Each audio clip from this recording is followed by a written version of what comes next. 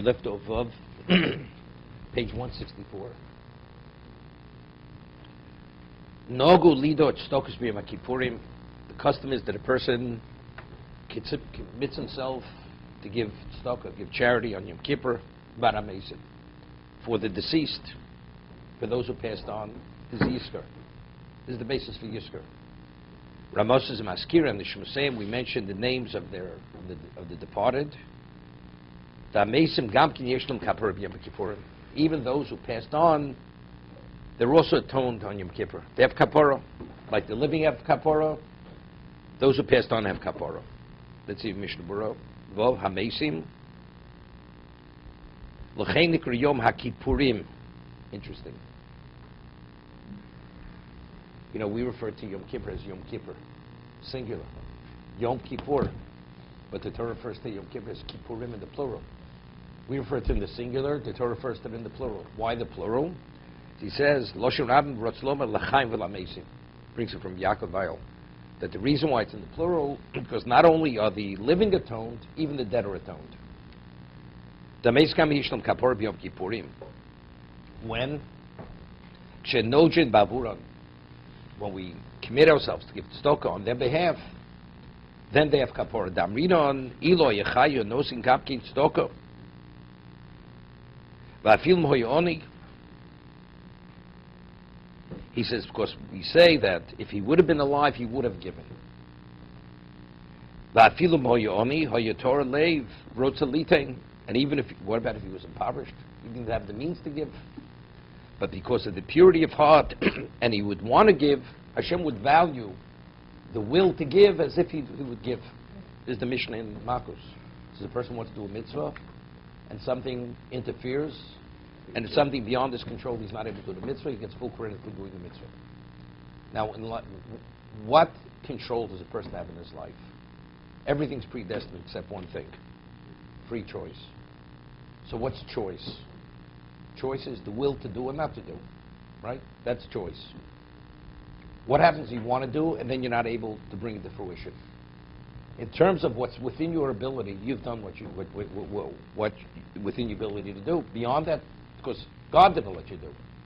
So therefore you get full credit for wanting to do. It's not you wanted, you changed your mind. You would have carried it to conclusion if whatever interfered wouldn't have interfered. So therefore you're credited for wanting to do as if you did. So it's to say, even if the poor man be alive, he's not able to give tzedakah, but because of his purity of heart that he wanted to do, that's sufficient. Ababu Rosha Eino Moil. But for Rosha, who passed on, it's not going to help him. The Misvada Kodem Mosa, what a person was evil till the end, and before he passes on, he says Vidui. He passed away, he had confession.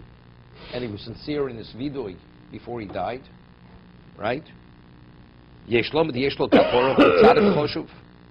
before he passed on, he died at tzaddik, right? That's the Rambam. Person was a Rosha Kol Yamav, a Rosha all his life, does tshuva at the last moment of his life, he leaves this world, he's a tzaddik.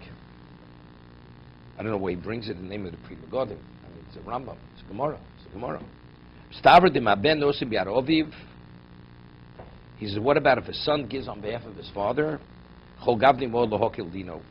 Regardless, even if he didn't do tshuva before he died, his judgment will be lightened. The Barov Mizaka Abba, the Gemara in Sanhedrin, that a son could bring merit to a father. A son is an extension of the father, because why does the son exist? Only because the father brought him to existence. So any good deed that the son does is accrues to the father. But it seems to be a third party giving tzedakah. It's not the same. No, any descendant. Any good deed. Not any time throughout the year. The Gemara doesn't speak specifically in Kippur. A person's a Roshi, has a son who does good things. Observant Jew. Now, is he able to be an observant Jew of his father and bring him to existence? So therefore, any good deed he does accrues to the father to some degree. No terach b'tshuva. Terach b'tshuva.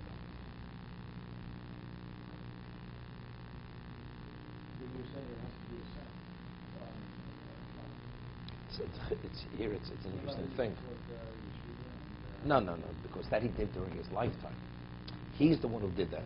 You have a Jew who's not an observant Jew. He supported a yeshiva. So the learning that they do that's directly his action. He was a third party gives on his behalf, or he doesn't believe in it. He doesn't believe.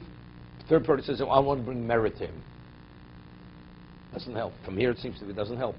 It's only a son because the son is a direct outgrowth of the father bringing him into existence. A third party, it's not going to be. It's a chiddush. It's a chiddush.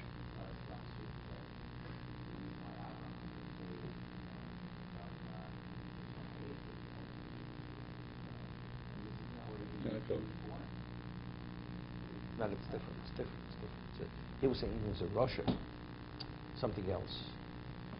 The Ramchal writes in the Gemara says you have tzaddik Russia v'tovlo. Why should be Russia be v'tovlo? So he offers a number of reasons. Let's say a Russia is meant to have a special grandchild. So if the Russia wouldn't have had the means or his situation, that tzaddik would have never come about. So Hashem allows the Russia to thrive and do many things to create the setting for the tzaddik eventually to come into being. But who knows that? Only God knows that. We don't understand that. So I'm saying it has nothing to do with that. That's Russia B'Tovlo. Avraham Avinu the question is, why did Hashem perform the miracle for him to live? Because it had value. If there was no future, you might as well perish. What's the point of why should there be a future? There is no future. So because there's a future, that's why Hashem performed the miracle, so that future should come about. That's what it means. In the merit of Yaakov, Avram was saved from the fire. That's the meaning of that. What? Yeah. Good. Okay. It's not Chazal. It's Chazal. No, but it's a chiddush over here. It's a chiddush. It's a chiddush. What he's saying over here. If a person's a Russia, a third party does something on his behalf, it means nothing. It's only, he says specifically, a child. It's only a child because a child is a direct consequence of the father's bringing him into existence. So if I want to do something and say this good deed should be on behalf of the Russia, it's not going to. There's no capacity for him to receive it. Doesn't have the capacity. To do good things? To do good things or what? Raised him good or bad? He didn't know. He supported him as he grew up because he had those things. And then because of that, he says, I want to do this. That would be different. That would be different. That would be different. Because the Gemara says called it Magadlu Yosem, so basically in the Yodo. It says if you raise an orphan, it's as if you actually fathered that orphan. So it could be that would be that. Of course, his whole existence is attributed to the person that's supporting him, raising him. No, we're talking about a Russia here. Evil. A person who's evil, he's opposed to what this represents, what this stands for. So if you're opposed to it, you have no relevance to it. But a son, even though he's opposed to it, but factually, it's an extension of himself. But